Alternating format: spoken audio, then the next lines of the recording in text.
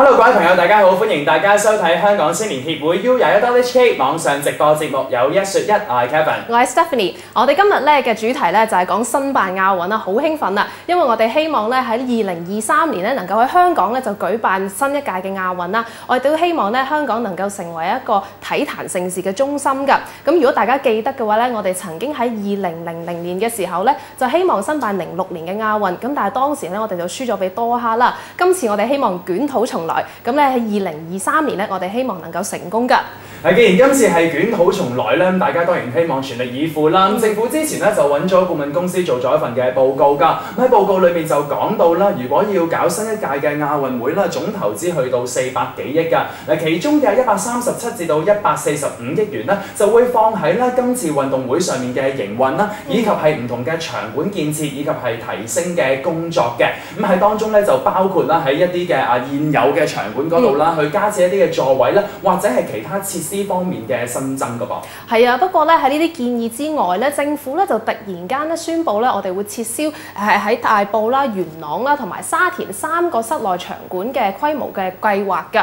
咁咧直接咧就影響咗嗰個預算啦。原本咧就由呢個嘅137億至到145億咧，大幅降至咧只係得返60億嘅喎。係啦，咁政府呢一個舉動咧，就好似聽咗一啲市民或者係其他朋友嘅意見啦。咁所以我哋今日嘅節目咧，既然要大家有一說一，我哋咧亦都特別派出採訪隊啊，就問下到底市民係咪真係去贊成我哋承辦今次嘅亞運會咧？我哋先一齊睇睇。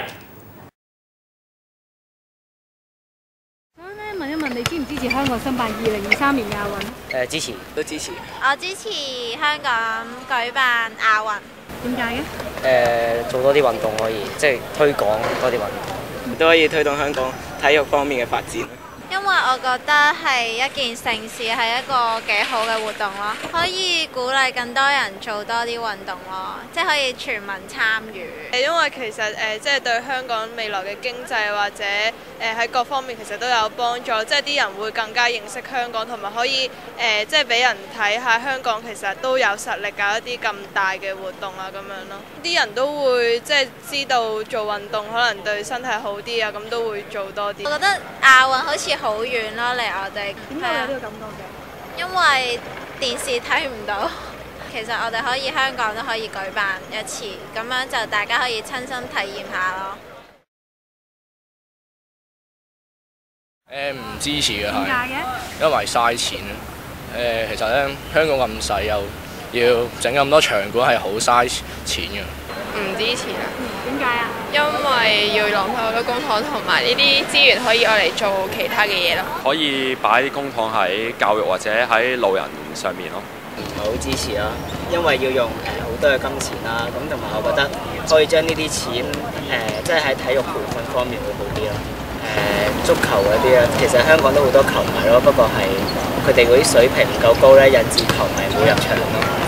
所以我覺得可以提升下足球嘅水平，等多啲球迷入場睇，增加嗰個運動嗰啲風氣咯。攞咁多錢出嚟搞個亞運，咁不如起多啲樓俾人好過啦，都好難買啊！你不如將嗰筆錢嚟投資去一啲即係地區性、社會性嘅嘢好過啦。咁其實而家政府應該去主力去要解決嘅應該係嗰個嘅貧富懸殊問題，去花啲錢落去嗰啲嘅實質嗰啲民生嗰啲事務，唔係去處理呢啲嘅去虛榮嗰啲咯。咁其實老實講，香港咁繁忙，邊有人真係會認真走去做運動啊？咁你話呢啲其實係自己即係有心做嘅就自己會去做咯。咁香港人其實都係一個懶嘅人嚟嘅，唔中意太做運動嘅。因為亞運同我哋都好似冇乜大關係咁，唔係冇乜價值嘅，不過同我冇乜切身嘅關係咯。所以就做運動嘅情況都應該同之前差唔多嘅啫。好啦，喺訪問裏面見到咧，青年人同埋市民咧都有唔同嘅意見㗎。咁唔知道我哋今日在場嘅同學佢哋自己又有啲咩睇法咧？不如咁啦，我哋簡單咧做一個嘅統計啦。如果在場嘅年青人咧，你係希望香港咧去申辦今次嘅亞運會嘅，請舉手。贊成先啦，如果你贊成嘅。OK， 我哋有4位。4位。如果唔贊成嘅請舉手。OK， 其餘都係唔贊成嘅喎，有冇冇意見就冇啦，係嘛？即係話 OK， 好啦，咁啊，既然係咁咧，我哋喺呢個時間知道咗年青人對於申辦亞運嘅睇法，係時候聽下專家嘅意見啦。冇錯啦，我哋今日咧好開心咧請咗浸會大學體育學系副教授雷雄德博士咧同我哋一齊傾下偈嘅喎。咁啊，雷博士，我知道咧，即係你對呢個培育本地嘅體育嘅運動員咧都好有熱誠啦。咁不如可以唔講下咧，其實你對今次香港申辦亞運咧有啲咩特別嘅睇法，或者你覺得其實對香港整個體壇嚟講啊，其實呢一件事嗰個重要性喺邊度呢？咁就本身一個大型嘅競技嘅運動會啦，譬如好似奧運會啊、亞運會啊咁樣，本身一定有佢嘅存在價值啦，係咪？如果唔係，即係聯合國都應該開會否決佢存在啦，唔好嘥資源啦咁樣。咁既然即係對於一個國家或者一個城市或者凝聚唔同嘅文化嚇，譬如亞運會就有45個國家啦，咁啊奧運咧就有200零幾個啦，咁啊香港今次申辦咧主要就係即係喺亞洲地區啦。咁呢類嘅大型競技運動會咧，其實就係可以一個文化，大家互相係45個國家嘅地區嘅交流。咁咧其實體育運動本身都係一個文化嘅活動。咁呢個係一個好嘅機會啦。咁另外有個好處咧就係譬如係可以凝聚咗好多嘅義工嘅朋友去幫手啦，可以將香港一啲嘅文化透過一啲嘅義工服務啦，話俾40幾個國家地區嘅朋友聽啦。咁亦都好啱呢個青年人嘅教育啦。咁另外喺一個精英嘅運動員嚟講，就係如果香港嘅運動員喺本地嘅賽事裏邊係當然有所謂嘅天時地利人和嘅優惠啦，而佢係更加，如果我哋嘅政策係能夠配合到佢有一個好嘅成績嘅話咧，咁對整個體育發展嗰個嘅體育文化能夠鞏固到。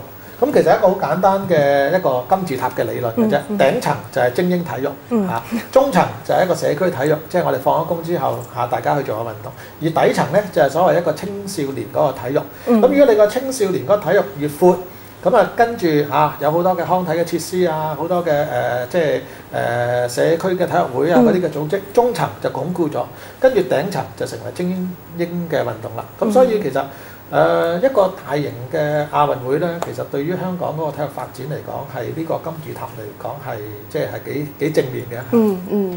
係啦，頭先咧雷博士就講到咧，搞一個亞運會嘅時候咧，其實有好多方面咧都可以有幫助嘅，包括譬如係文化方面啦，或者係全民嗰個體育嘅一個意念啊，係咪大家都想去做運動咁樣啦？咁我想咧問一個問題喎，就係話香港去搞一個運動會嘅時候咧，如果成功申辦嗰一刻，除咗大家舉世歡騰咁樣慶祝之外，對於體壇嚟講，最直接帶嚟嘅係乜嘢好處呢？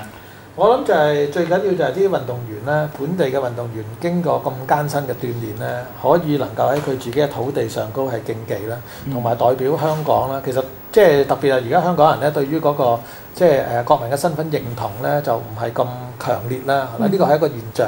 咁如果你透過呢啲大型嘅競技運動會咧，能夠係俾年青人有一個即係國民身份認同啦，同埋一個愛國嘅教育啦，或者即係提升嗰個國家嘅意識咧，係體育運動嚟講係一個喺青年人嘅教育嚟講係一個好緊要嘅用途咯。咁其實全世界即係你唔論你係咩制度嘅主義嘅國家咧，都會係借用體育運動咧作為一個青年人嘅教育咯。都係嘅，自己主場特別關注。不過咧，我記得啦，就我哋香港之前咧就申辦過呢個嘅澳馬啦，咁亦都舉行過呢個東亞運啦嘅經驗嘅。咁但係如果我哋去即係申辦呢一個嘅亞運會嘅話咧，更加大規模，冇錯啦，更加大規模啦。其實我哋政府需要一啲乜嘢嘅準備嘅咧？其實就最緊要一個政府就硬件上高配合啦，咁就每一個項目咧都由自己嗰個項目嘅體育總會同埋國際嘅體育嗰個總會係去主辦啦。咁第一就係港協暨奧委會做一個統籌嘅角色啦。咁香港嚟講咧，其實個體育發展咧都係起步嘅大約係70、80年代。咁由一個即係過去呢30年，我哋嘅體育設施係由零。係冇咩都冇，我哋細個係真係冇體育場館，我睇住呢個紅館起第一個嘅體育場館係體育中心，就係喺1976年起嘅東啟德運動場。嗰陣時係冇冷氣嘅，個更衣室仲係冇熱水㗎，你想象唔到㗎。即係由我哋細個年代一路發展到而家，香港係嗰個體育設施都已經係接近國際化啦。咁所以如果係即係政府今次係佢承諾啦，佢話如果係有舉辦能夠亞運嘅話咧，都有最少有300億啦，喺個大型嘅場館啦，譬如喺啟德嘅體育城啦，或者周邊嘅應該要起嘅設施咧，都喺13年內咧就一定起好。咁所以個硬件嚟講咧，我覺得係首要嘅條件啦嚇。係啦，雷博士，如果今次我哋去搞呢個亞運會嘅時候呢，需要好多更加提升嘅設施或者新嘅設施啦。對於政府嘅財政嚟講，其實都幾係一個壓力嘅喎。坊間有一種嘅想法就係話，係咪可以考慮一種地區性嘅合作？譬如澳門之前啦，上一屆東亞運佢哋搞噶嘛，佢哋有場館喺度，咁而家 so far 都係丟空咗啦。咁啊，跟住另外仲有內地，譬如好似啱啱廣州咁樣，而家舉辦緊呢一個亞運會啦，係咪都可以考慮一個大家協作嘅模式嚟到去做當屆嘅亞運？跨區嗱，如果從一個經濟學，即係講係賺同蝕嘅角度去睇咧，絕對係可以，因為佢用梗係我租場我都租個平嘅場啦，係咪好簡單？但係如果你話仲凝聚個社會嘅角色嚟講咧，就未必一定。咁呢個因為始終因為而家喺香港啦、澳門啦同埋中國啦嗰個嘅體育嘅架構咧，我哋基本法嘅規限咧都係50年不變，都係自己一個獨立嘅組織。咁如果你話舉辦嘅場地係去咗周邊嘅其他奧委會第二個嘅會員國嚟講，我覺得有一個商榷嘅空間。但係我覺得亞奧理事會亦都不一定會反對，因為我哋同隔離真係實在太近。咁所以呢個係有一個討論嘅空間。博士，我又想問下你咧，如果而家政府真係將嗰個成本減到得60億啦，你覺得其實對整體個質素會唔會有影響，同埋影響啲邊方面咧？其實如果從體育發展嘅角度嚟講，我覺得係可惜嘅。因為原本嗰個規劃咧就喺天水圍啦，天水圍即係元朗嗰區啦，咁喺大埔啦，沙田啦，沙田即係馬鞍山呢頭啦。咁佢會話咧就起一啲大型嘅體育館同埋個看台咧，可以容納到好幾千人嘅。咁好幾千人嘅話，其實我不嬲都覺得咧係元朗區咧係需要一個好似紅館咁大嘅體育館，因為元朗嘅居民就算聽演唱會或者睇波中國女排都唔使去到紅磡咁遠，係嘛？即係你一個社區嘅規劃嚟講係需要。咁但係如果今次呢個即係失咗呢個亞運嘅契機，而係因為比較係政治化嗰個嘅議題嘅討論啦，因為錢係政府好多議員都會係同政府嘅計數啦。嗱，你舊時咁樣嘥錢喎，即係我哋叫做3歲定80啊嘛。咁嘅情況就係話，喂，不如你要慳啲使啦。咁所以而家就政府提出一個慳嘅方案啦。咁我呢個慳嘅方案咧，就呢3個場館嘅提升周邊嘅嘢咧，就我相信日後咧就比較難啲，都係吸引到更多大型嘅國際賽事嚟香港去舉行。咁呢個喺體育發展嚟講就有少少不利啦。但係如果你話要喺嗰個亞運會裏邊係淨係為個舉辦今次亞運會賽事嚟講，我覺得係可以做得到嘅。譬如喺東亞運嚟講咧，我哋嘅西區體育館咧係有12個座位咧，都可以舉辦到係即係東亞運嘅初賽。咁因為其實喺個軟件上高咧，可以賽事委員會可以做啲調節。譬如佢就將種子隊同種子隊唔好喺嗰個時間擺埋，咁你個看台你唔需要咁大啦，係咪？因為嗰個吸引力相對唔會好大啦。咁你喺個分組嗰度咧，其實係可以做啲行政上嘅配合咯。即係做啲手腳嘅，其實可能會可以慳翻啲。不過我都覺得應該把握機會，好似剛才雷博士所講咧，喺翻新界區應該有翻一座紅館嘅。點解咧？因為而家紅館咧都好少我嚟搞體育比賽嘅，但係通常都係唱歌多嘅，都係演唱會，係咪咧？冇錯，我有少少更正。其實當初政府叫做紅磡體育館咧，係改錯名嘅。嗱，喺外國咧，佢哋英文咧就稱之為叫 Civic Centre， 一個文化中心。因為體育本身係一個文化嘅活動。如果你將佢標籤咗成為體育嘅話咧，你唔搞體育咧，你就會俾市民鬧啊嘛。其實嗰個係一個好大嘅看台。再加埋個設施，可以俾你做唔同嘅文化活動，而體育運動係當然係文化活動。如果係元朗嘅話，新起呢啲嘅即係綜合嘅疑似，我哋叫體育館先啦。其實應該係將佢咧係個模式係多元化嘅用途，咁就唔應該咧淨係局限係搞一個所謂嘅體育活動，而係即係體育賽事，就算曼聯嘅主場都係一年打20幾場波啫嘛，係咪？咁所以呢個喺個思維上高咧，應該係更加擴闊啲咯。我都同意係思維上面嘅嘢嚟㗎，因為即係我哋見到香港咧，又有搞馬拉松啦，然後之後又有搞呢個競步行動啦，咁樣樣。